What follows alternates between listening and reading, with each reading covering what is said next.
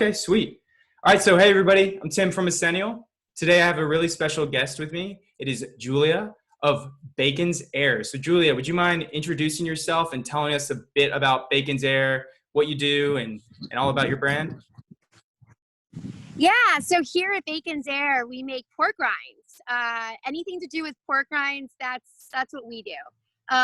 So we are all about making pork rinds clean and simple. And we also like to keep it crispy. We have two different brands. We have pork clouds, which are literally a cloud, four simple ingredients, different artisanal flavors.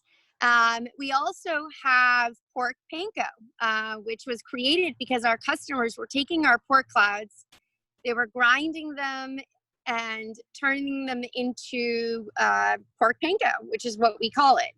And you could call it pork crumbs. You could call it, it's basically an alternative to breadcrumbs. And it's gluten-free, it's carb-free, it adds protein to your meal, and what's most important, it tastes damn good. And you can not only bake it, you can bake your chicken in the oven, but you can also grill with it, and you have Kentucky Fried Chicken with no carbs. So we're really excited. We are in over 5,000 retail stores, and we just launched our social media, and it's kind of fun to be on trend. So we're having fun.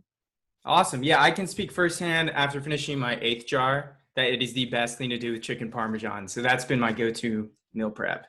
And honestly, not even for keto, even when I'm not doing keto, I still use it because it is so much more delicious. And I can't wait to try the fish tacos you guys just posted. That looks awesome too. Yeah, we tend to forget about the fact that we're actually a keto diet, gluten-free, healthy for you product because we're just so yummy and delicious. Yeah. But yeah, we are a keto product and we've done very well with keto.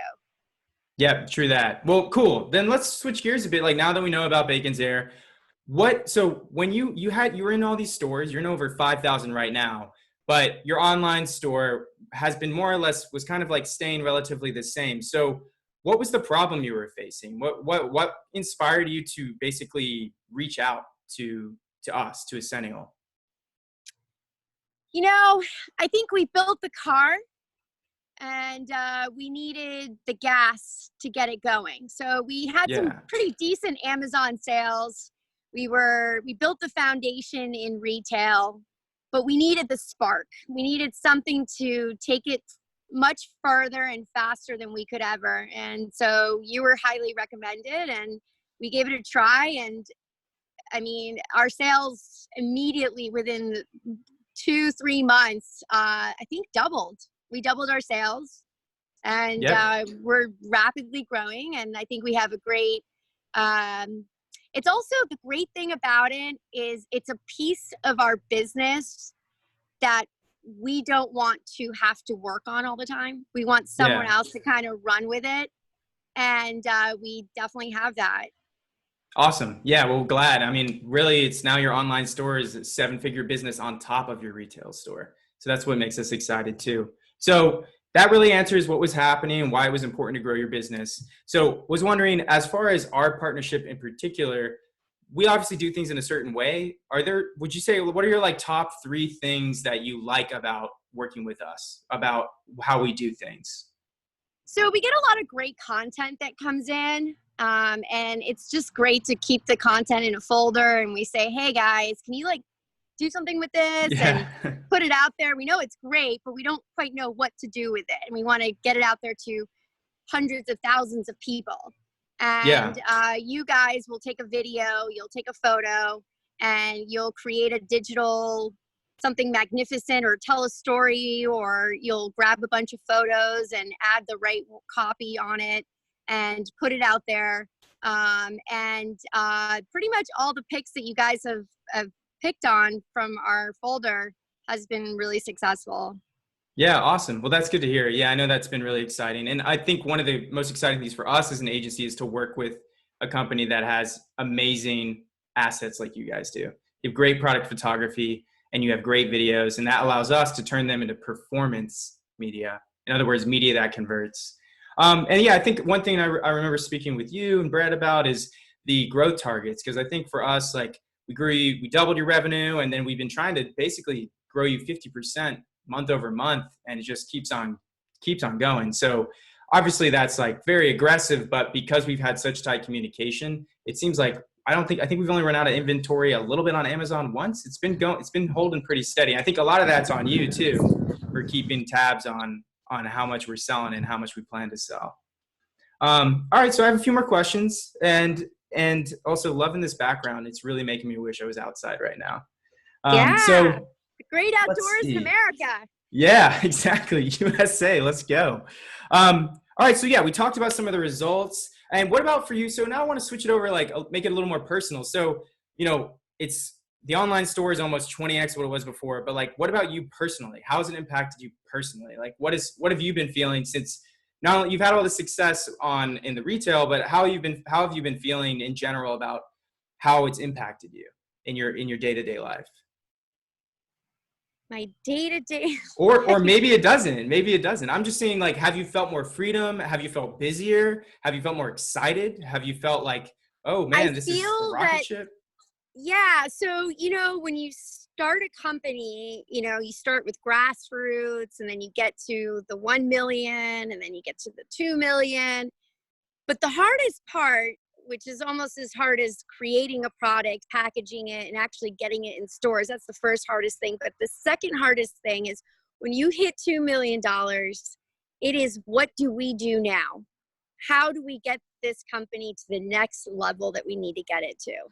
And now we are starting to shift those gears into the next stage. And this is a part of our business that we can pass off to you guys, and we can focus on getting to the 5 million. Yeah. Awesome. I love what you said there. Okay, cool. Well, I mean, we're almost wrapped up. One thing I really wanted to ask too is, what made you almost not join? Like, I know you've tested ads a bunch before, but like, what made you think like, I don't know about these guys? Honestly, I mean, I can come up with two. I mean, we're always hounded.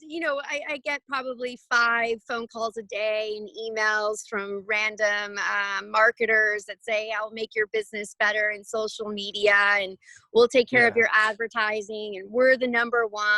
And, a lot of them can also be companies, social media advertisers that are, abroad. And it was just really great to find someone in the United States from Georgia and pushing our product and reliable. And we saw data points, we saw sales. It was all there in a very short amount of time. Just there's no fluff. It was the real deal. So awesome. Well, that's quite a compliment. I appreciate it. And yeah, I mean, that's some feedback we get a lot, is everyone acts like they're the number one. And just there's so much BS in the marketing space, in the agency space. So that's what we're trying to cut through that. And we're glad you guys actually like trusted us. I guess last question is, what type of business would you recommend to us? If somebody's like, what stage or what kind of things would you say like, hey, that type of business is ready to start advertising? Like, your model is different. So I'd love to hear your opinion, because you kind of went retail first. So just curious what you think makes a business ready to ramp up on ads in the digital space. If you've got traction, go take it to the next level. Don't try to do it yourself.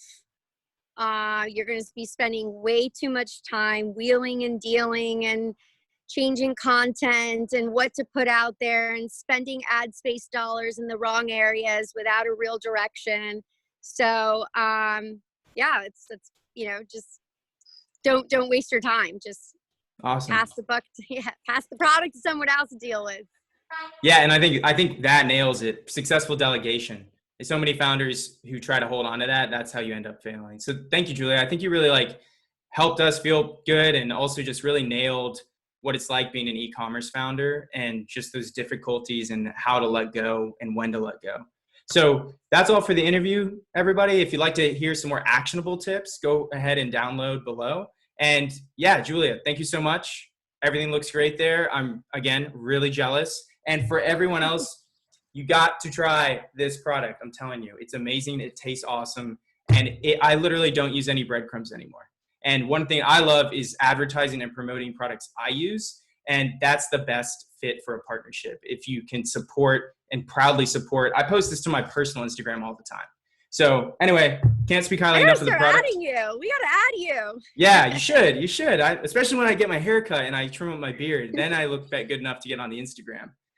Cool. But anyway, yeah. Thank you, Julia. So I'm going to go ahead and... Thanks for everything you've done for us. Yeah, we've really enjoyed this partnership. Awesome. Thanks so much. Bye.